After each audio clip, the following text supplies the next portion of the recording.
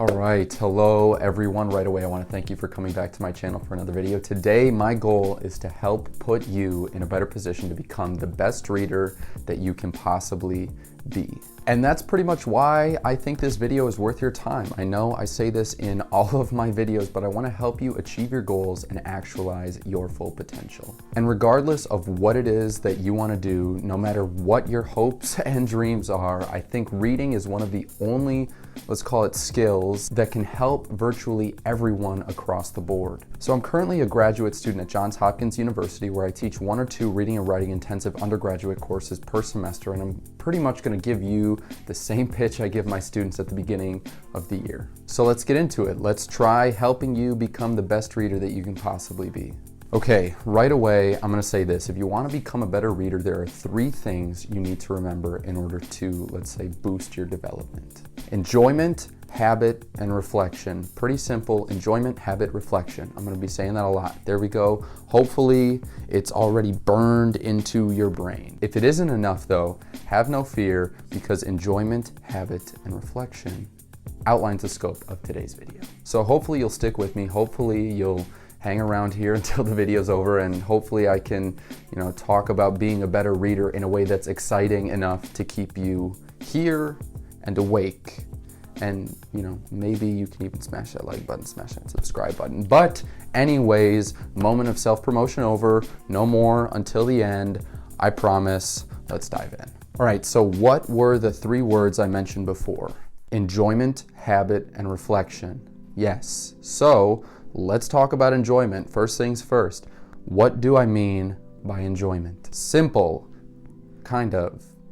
If you want to become the best reader you can possibly be, or even if you just want to get a little bit better at reading, the most important thing for you to do is to read what interests you. This is what I tell my students. Now, I understand that it isn't always possible to read what interests you. I went through the K-12 school system.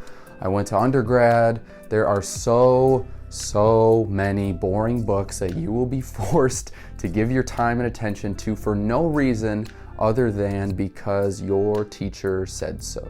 But becoming a better reader doesn't mean always and exclusively reading books that interest you. It is literally as simple as finding one book that focuses on a topic or a story that you're interested in, and then giving about 15 or 20 minutes to it at the very least. And I hope that you'll believe me when I say, trust me, you can find a book out there that'll interest you. There are billions and billions of books out there written on just about everything under the sun. I know that your high school teacher, middle school teacher, college professor, whatever, I know they made you think you hate reading, but you don't hate reading. You just don't like the books that some boring people assign to you. There are books that are waiting for you to find them and crush them. They are interesting and they are written for you, basically. So the issue becomes finding them. But anyways, I'm not saying it's easy to find those books. Oftentimes it requires a bit of digging, but it's worthwhile digging, and that's what's so important to understand. Again, don't let that overworked, underpaid English teacher or teachers or professors, whatever, that you had in high school or college discourage you. It isn't your fault that, like, The Great Gatsby or whatever other high school book struck you as boring. Just trust me when I say that reading isn't what school might lead you to believe. I recommend spending 10 or 15 minutes doing a keyword search on Amazon. I don't care if you're into self-development books or human psychology books or fiction or poetry or nonfiction, whatever. Allow your interests to guide you. The first goal you should set for yourself is as low stakes as anything. Find a book that looks interesting, that you think you might be able to enjoy more than those books that have been assigned to you in school that, bored you to death. Anything more than that. Or if that bar still seems too high, for whatever reason, try finding a book that makes you go, yeah, this is something that I could read a few times each week for no more than 15 minutes in a single sitting. Like, that's how low the bar is. Okay, so this brings me to the second thing in the list of 3 things. We had enjoyment, we had habit, we had reflection. So now let's talk about habit. All right, so we're trying to make you the best reader you can possibly be, or if not that, at least a slightly better reader, because being a better reader, I think, is synonymous with becoming a sharper and more capable thinker, which I don't know about you, but that sounds pretty good to me. So anyways, habit. The first part was enjoyment. I asked you to find a book that's about literally anything that interests you. And I asked you to do this because if you're going to become a better reader, it's like anything else. You're going to have to spend some time doing it. And if you're going to have to spend some time reading, my thinking is that you might as well read something that's going to add objective value to your life. And I think our interest can function as a signal for what it is that actually adds value. Okay, so you found that interesting book. Maybe it's fiction, maybe it's nonfiction, great. But now what? Now comes the difficult part, actually reading. And it's been my experience that most people think that reading is something that's going to like swallow up hours of their time, and that can be true, but it isn't necessarily the case. One of the best pieces of advice I can give you is that sustainability and maintainability mark the best possible path forward. In order to become better readers, we have to read. Now, how do we facilitate reading? We pick something we're interested in, something that we're likely to enjoy for whatever reason, like I've already said.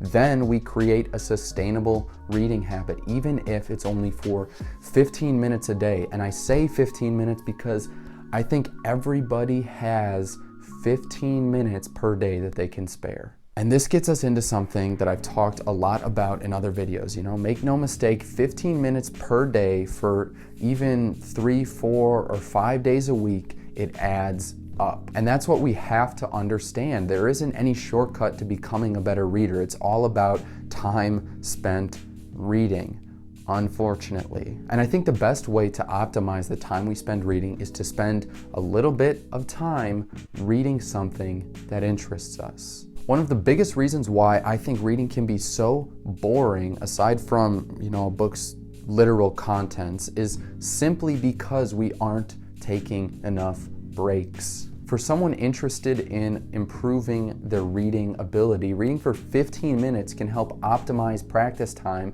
because it reduces the likelihood that, you know, boredom's gonna creep in and your mind's gonna wander. 15 minutes is kind of, you know, right, I feel like it's just the sweet spot for our attention span. At least that's been my experience. Okay, so let's bring it back. Where are we right now? Find a book that's enjoyable, because enjoyability translates to a habit's maintainability. And both of those things are necessary for personal improvement. Even if you're only doing it for 15 or 20 minutes a day, over time, it will make a difference. And I think there's one more thing that can be done that will seriously put us in a better position to become better readers. And that's the third thing I mentioned all of those many minutes ago, which is reflection. We need to reflect on what we read. I mean, I guess we don't really have to, but I think it helps. And this is one of the reasons why working our way through a book in small chunks, 15, 20 minutes at a time, why it can be so valuable. And when I say reflection, what I mean is that it can be useful to keep a notebook, which maybe sounds silly. Yes, I will concede that point, but I don't necessarily think 100% silly. And I'll do a quick plug right now.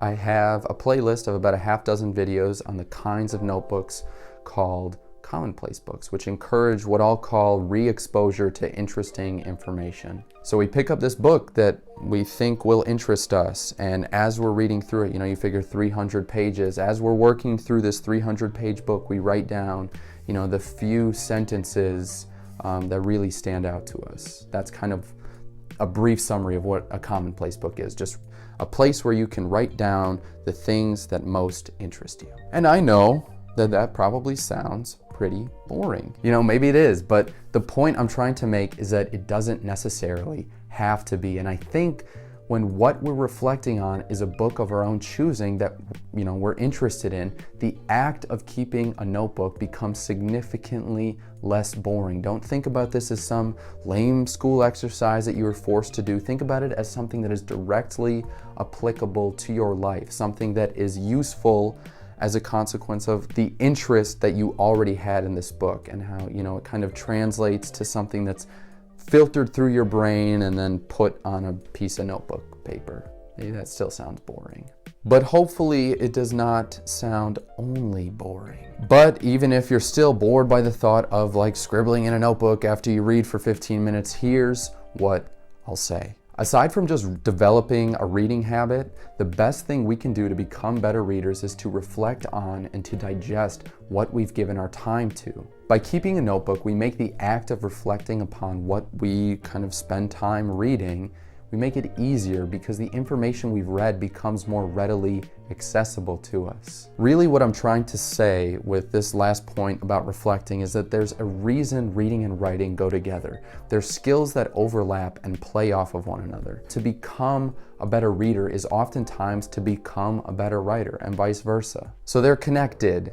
If we approach them properly, we can become better at doing both, which is something I've talked a lot about in other videos. And I think that that translates to kind of, you know, you become a person who is more able to clearly articulate themselves. And that's the kind of skill that will follow you wherever you go. It's not just the kind of skill that you only have access to when you're reading or when you're writing. If you are able to improve how you communicate with other people, which you can do with reading and writing, the world opens up to you, doors open for you. And I know that that sounds cliche, but I hope that you'll just take my word for it. So now I will say, in closing, here's what I think you should do. You should find a book that catches your eye, something that interests you, especially if it isn't the kind of book that you're likely to read in a high school English class. And then take that interesting book and make a schedule. Negotiate with yourself, do what is sustainable and maintainable. Spend a few 15 or 20-minute sessions reading that book every week and commit yourself to working through it slowly. Do it when you have time, 15 minutes. That's what I'm saying. Everybody's got 15 minutes. And the cherry on top of all of this is to reflect on what you've read. Depending on how seriously you want to commit yourself, you know, maybe that means documenting the most interesting ideas you come across in a commonplace book so that you can, you know, return to the ideas later. Maybe it's just a matter of highlighting the portions of the text that stood out to you. I don't know. Again, whatever is maintainable for you, that's what I think you should do. That's where I think you should start. But okay, that is everything that I've got. Thank you so much for giving some of your time to this channel. If you like what you saw, we hope you'll hit that subscribe button, hit that like button, and let us know what you think in the comment section down below. It really, really means a lot to us. And I hope that you have a nice rest of your day, and I will see you next time.